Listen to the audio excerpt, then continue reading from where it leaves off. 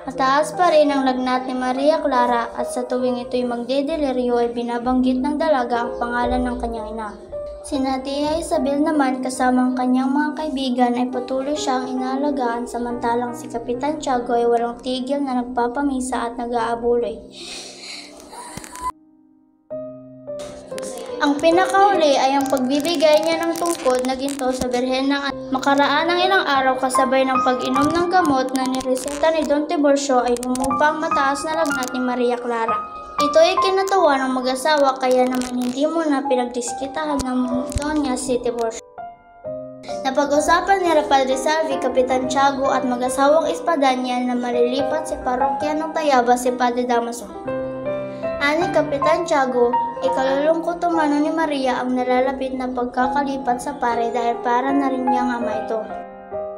Dagpa niya, bunga ng mga kaguluhan sa nangyari noong gabi ng pista ang dahilan ng pagkakasakit ng dalaga. Natuwa naman ang pare na ayon sa kanya ay mainam nga na hindi nagkikita sina Ibarra at Maria Clara dahil tuluyan itong gumaling. Ito naman ay sinalungat ni Doña Victorina at sinabing ang nakapagpagaling kay Maria ay ang panggagamot ni Don Tiburcio. Hindi naman nagpatalo ang pare at sinabing higit na nakagagaling ang pagkakaroon ng malinis na budhi kaysa mga gamot. Dahil sa pagkapikon ay minungkain ni Doña Victorina na gamutin ng kanyang kumpisal ang nakakabanas na si Doña Consolacion. Dito'y wala nang naisagot ang pare kaya naman tinagubilinan na lamang niya si Kapitan Tiago na ihanda na si Maria para sa pangungumpisal. Ipinabigay rin niya ang biyatiko upang lubusan itong gumaling. Samantala, nalaman naman ni Maria kay Silang na kaya hindi pa makasulat sa kanya si Ibarra ay dahil abala ito na mapawalang bisa ang kanyang pagiging excomulgado. Maya-maya pa ay dumating na si Tia Isabel upang ihanda si Maria sa pangungumpisal at pati na rin ang kalooban nito tungkol sa paglimot kay Ibarra.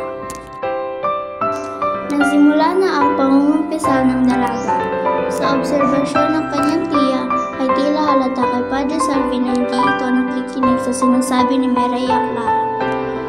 Pagkos ay nakatitig lamang ito sa dalaga na para bang inaalam ang nasa isip nito. Matapos ang kumpisalan, lumabas si Padre Salvi na nakapangunod noo, namumutla, pawisan at nakakaplatla